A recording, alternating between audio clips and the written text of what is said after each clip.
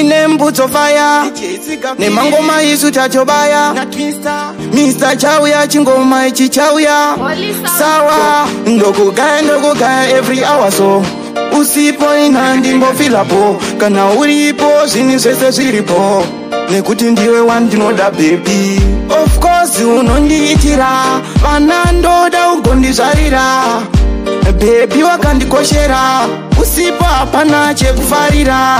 ndiwa ndinoshaina newe kutaura feya ndimbonyara newe baby ndinoshaina newe kutaura feya ndimbonyara newe ndiwa ndinoshaina newe kutaura feya ndimbonyara newe baby ndinoshaina newe kutaura feya ndimbonyara newe ngatifare zvisina muganu asi baby usazora zaunhu usandinyadzise pamberi pevanhu ukadaro wandiitira chisinu ndioneita ndigofaita ndokuda baby nekusvika zvaita so ndoshanda kukwidza makata uripo baby neandimbosarenda so ndiwa ndinoshaina newe kutaura feya ndimbonyara newe baby ndinoshaina newe kutaura feya ndimbonyara newe ndiwa ndinoshaina newe kutaura feya ndimbonyara newe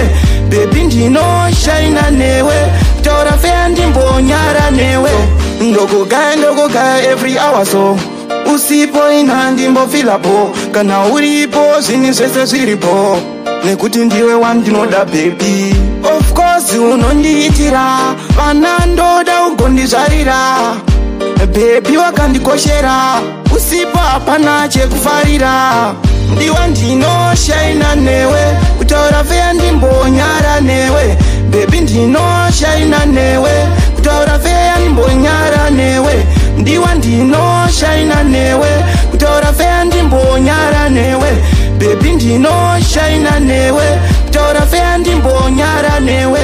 ndiwa ndinoshaina newe kutaura feya ndimbonyara newe baby ndinoshaina newe kutaura feya ndimbonyara newe ndiwa ndinoshaina newe kutaura feya ndimbonyara